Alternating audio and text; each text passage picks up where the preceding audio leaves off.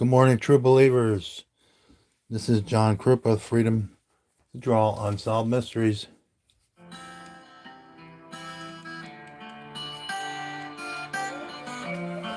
And we're going to listen to some Everlast in the beginning here. Today's case is Lisa Carabello. She was born in PA near Reading, Pennsylvania. This is the unexplained death of Lisa Carabello.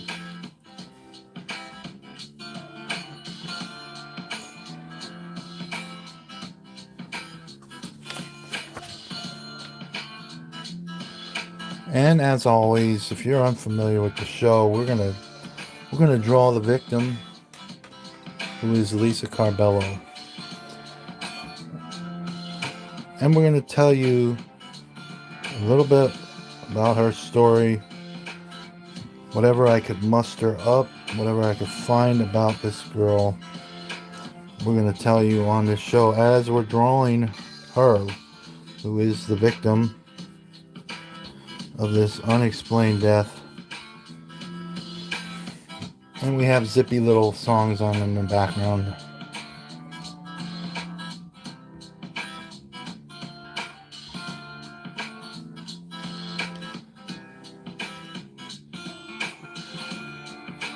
And an occasional computer error, which always happens. Lisa Carabello was born in 1978, and she was a graduate of Wilson High School in Reading, PA. And she was born in October 1961 in the town of Reading, Pennsylvania. Some people call it Reading that aren't familiar with Pennsylvania, but it is Reading. And then the locals call it Redden. I am not a local of Reading, Pennsylvania. I do know it does have its share of crime, and it has gotten worse over the years.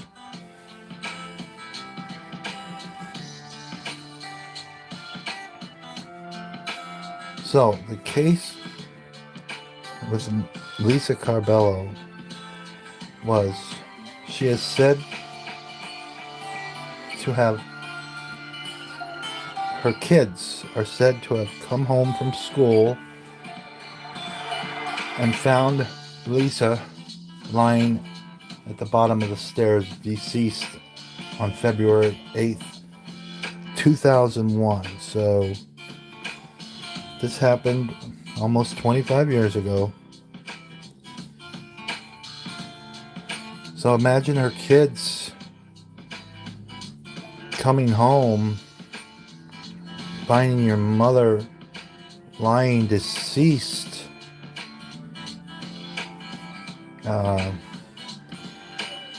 Those kids are probably messed up, in my opinion. I do have a lot of opinions in this show. Anyone who's saying hi, I say hi back, okay? But I'm really not paying attention to the comments, so don't be offended if I don't say hi.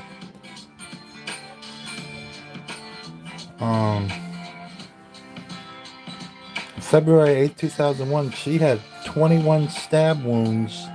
One stab wound was a puncture in her lung. Also, her throat was slit. So that was probably a bloody scene.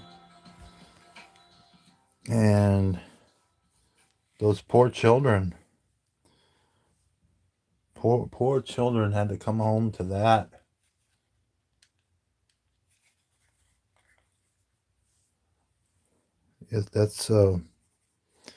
That's not what you want to come home to.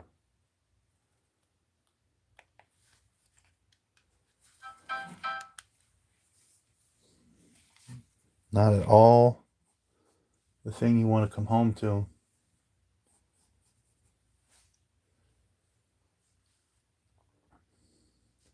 in life, she was disabled and did not work, so she was at home most of the time.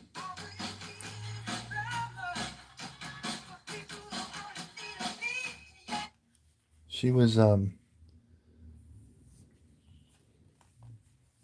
spent a lot of time at home.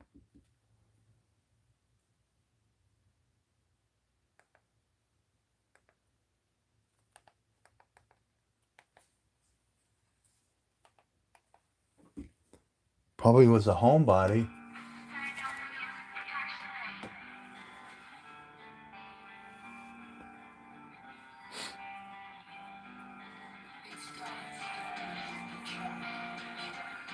And she did not work due to a couple of botched surgeries she had.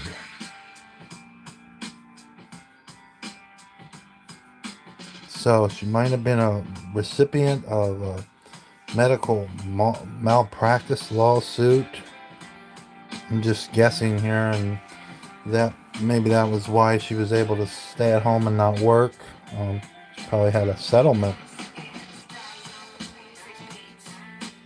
This was the first murder in the city of Mohnton in 30 years.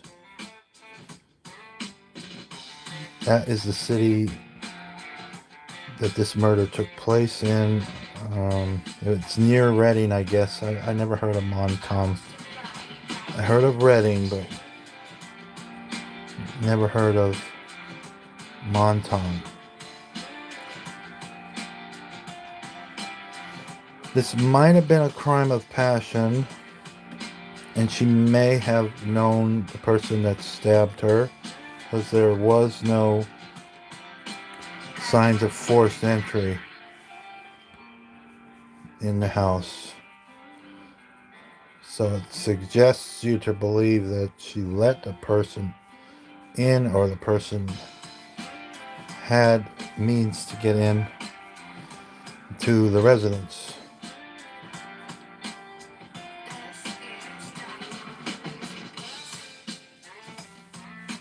This is what she looked like, and this is what she looked like in real life. Just a normal looking blonde-headed girl who had a couple of kids.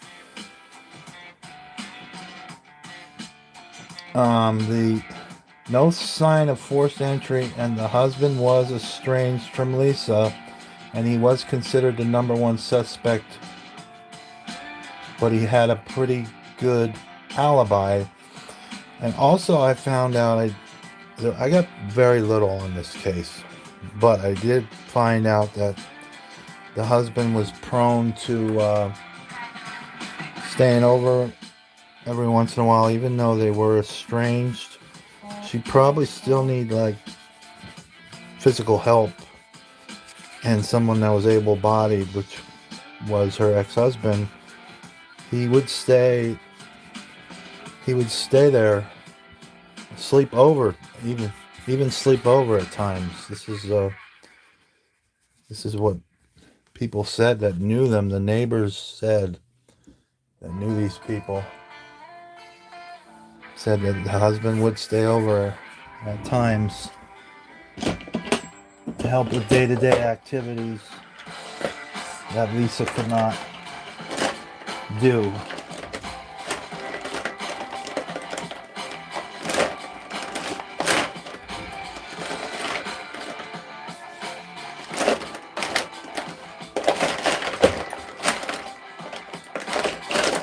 Bear with me, this is a live show.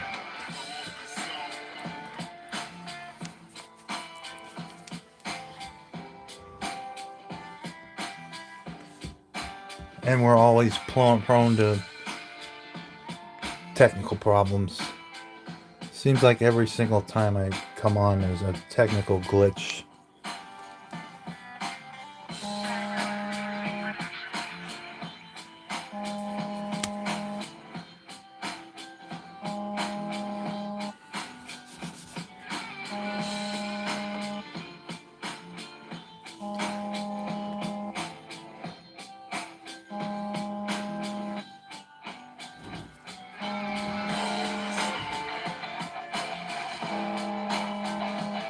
And his alibi, the number one suspect's alibi, was pretty good, but I wouldn't say it was airtight. He said he was working at his business at the time of the murder. Chances are this person knew Lisa that murdered her. And I would say that's accurate. She knew her killer.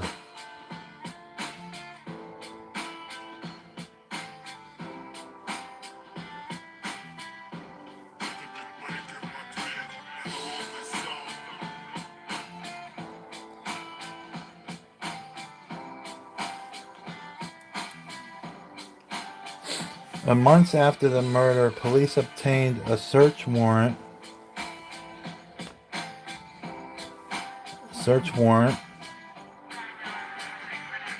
to search their house, to search the neighbor's house, but nothing came of this.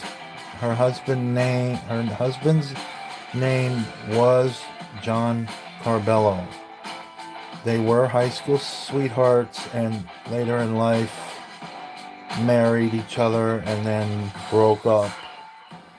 He owned his own plastering home stucco business.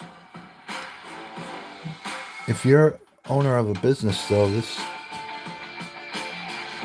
gives you opportunity to step out and do whatever you want during your work hours. And you're the boss, so you keep track of the books.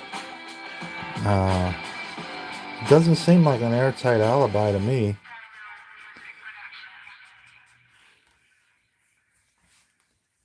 Yeah, this is my opinion.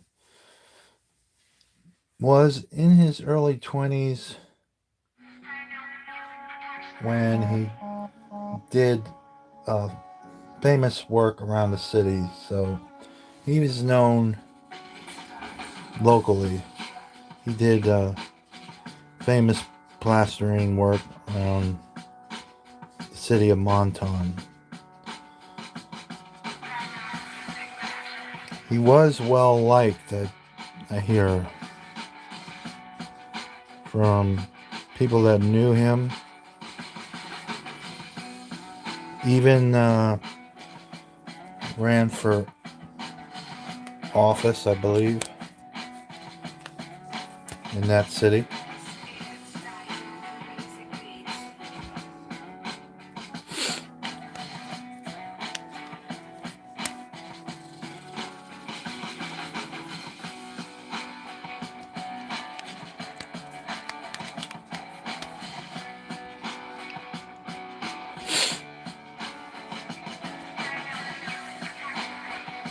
Police never found that knife that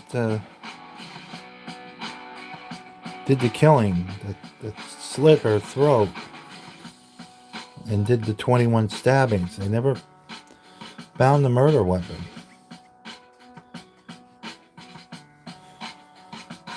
And that's strange.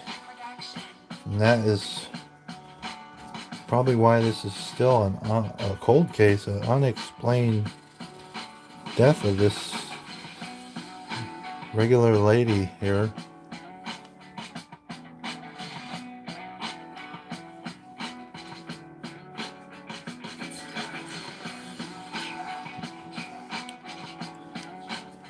But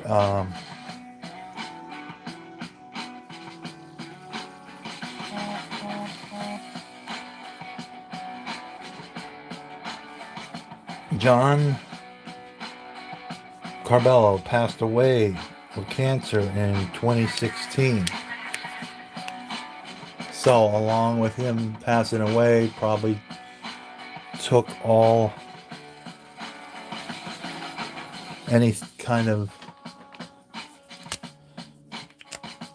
kind of possibility of this thing getting solved. It probably went away with him. But, you never know. That somebody might have known something.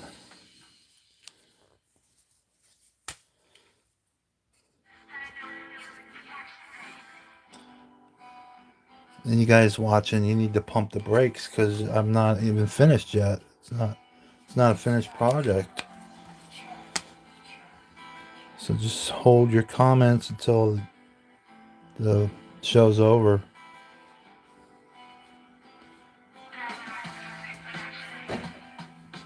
Yeah, you got to trust the process.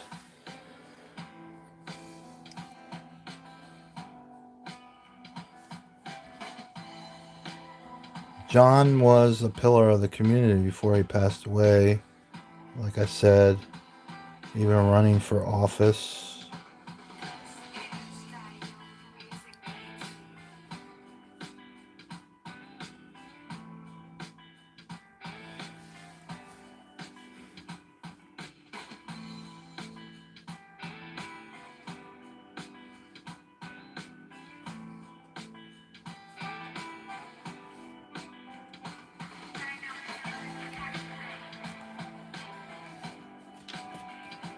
The state police officer named Robert was assigned to this case, this cold case. He was a cold case detective. He believed John Carabello was a person of interest and the number one suspect in this unexplained death. And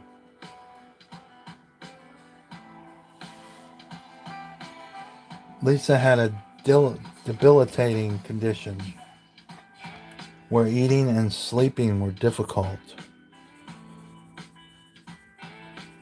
So she needed physical assistance, and that's what the ex-husband would provide.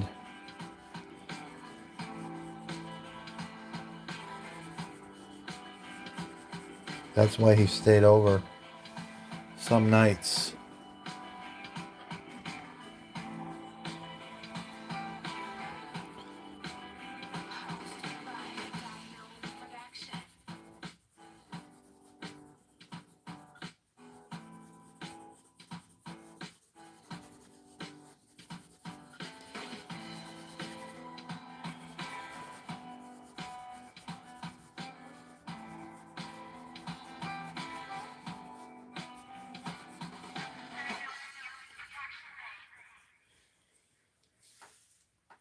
So it made eating and sleeping very difficult for this girl.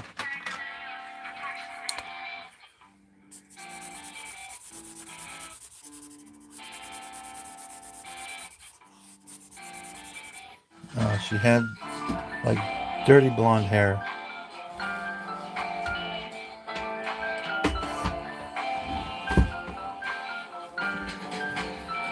And her and the prime suspect were in the process of getting a divorce. They had been married for 15 years. John Carabello moved out officially a year before this murder happened. So around February 2000. Murder happened in 2001. He moved out a year before that, 2000.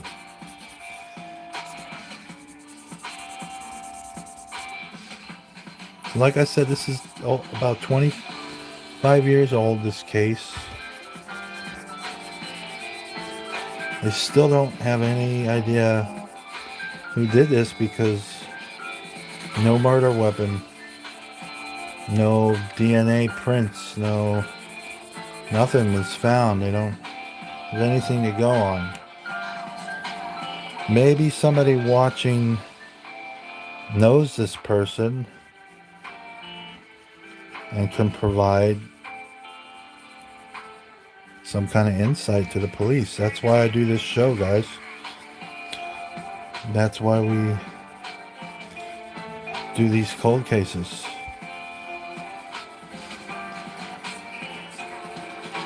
You're watching the Freedom to Draw Unsolved Mysteries, and that's our mission statement right there. Is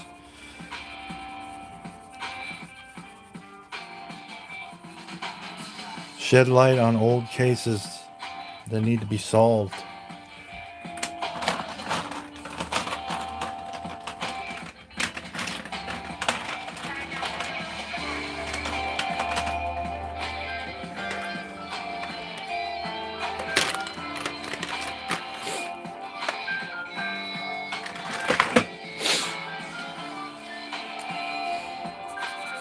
This was somebody's daughter.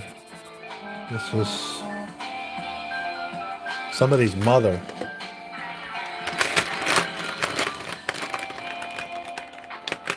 They are missed by those people.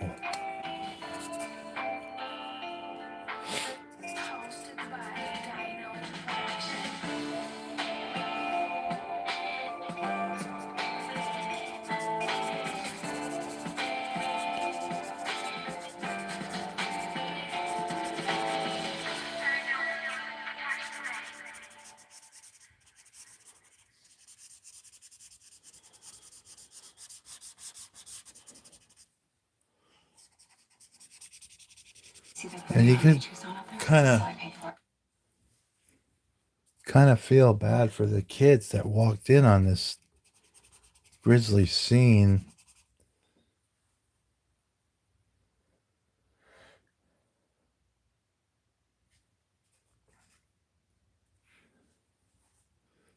So we know that the husband used to stay over, and we know there's no sign of forced entry.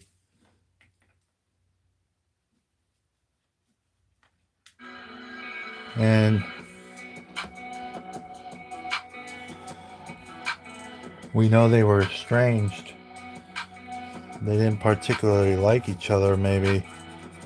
This is just speculation, of course. That's a strong motive, though, to do something like this. But you know what? He's passed away.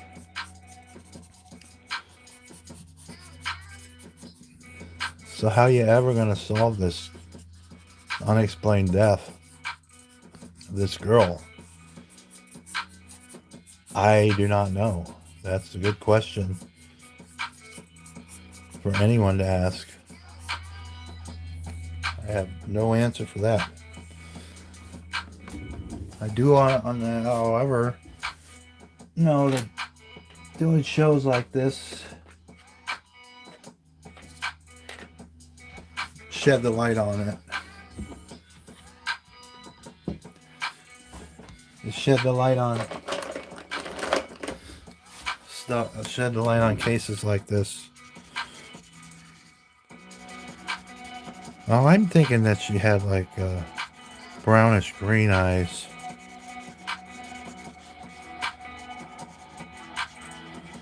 It looks like brownish green. That's what I'm going with.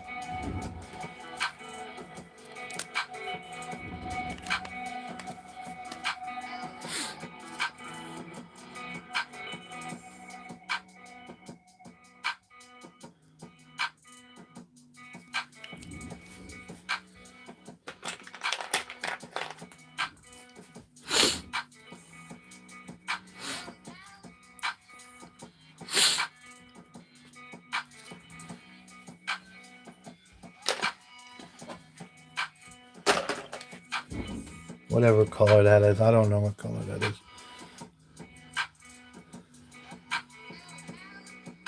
So that's pretty much the whole crux of this whole case. I don't know much more to tell you about this case. Just trying to empathize with the children. I can only imagine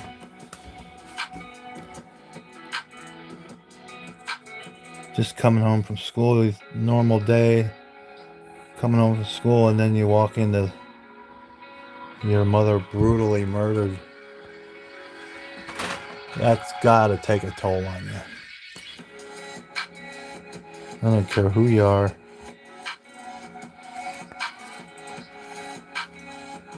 It'll take a toll on anybody.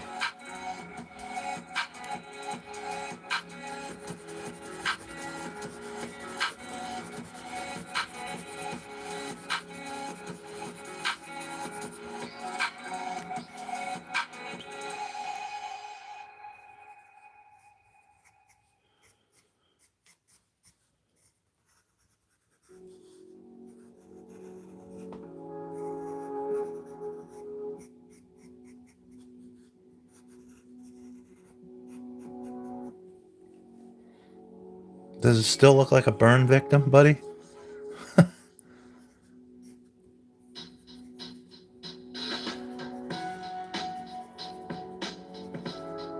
So you gotta just you gotta watch this show. You gotta pay attention to the subject matter, what we're talking about, and you gotta just watch how the picture comes out. This is also an educational channel to learn how to draw better. It's also meant to give a voice to the voiceless, who are these people here that I'm drawing most of the time. They have no voice because they're deceased.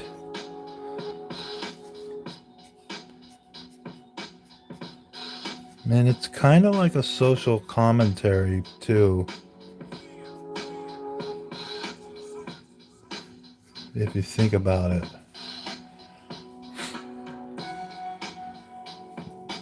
I think this girl was athletic too. Said in the articles that she had some old high school buddies that were, I can't remember if it was field hockey or softball.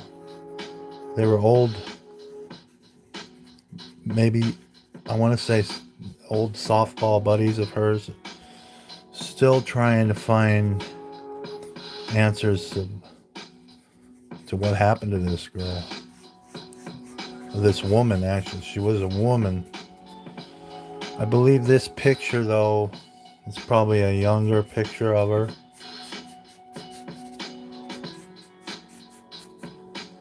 So she was born in 61. We could figure out how old she was. She died in 2001. So 71 she was 10, 81 she was 20, 91 she was 30, 2001 she would have turned 40. So she was the big 40 when she died. Not quite. She was 39. It's October of 61. She died in February of 2001. So she didn't even make it to 40. She had some kids. And they walked in on this when she was deceased. And that, it's got to be horrifying for the little kids.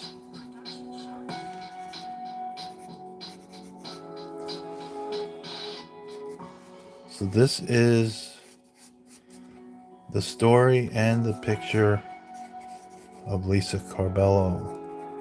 Unexplained death in early 2001. And that does it for this show, guys. Remember, acts of kindness, not smart-ass comments, though. Not smart-ass comments. Acts of kindness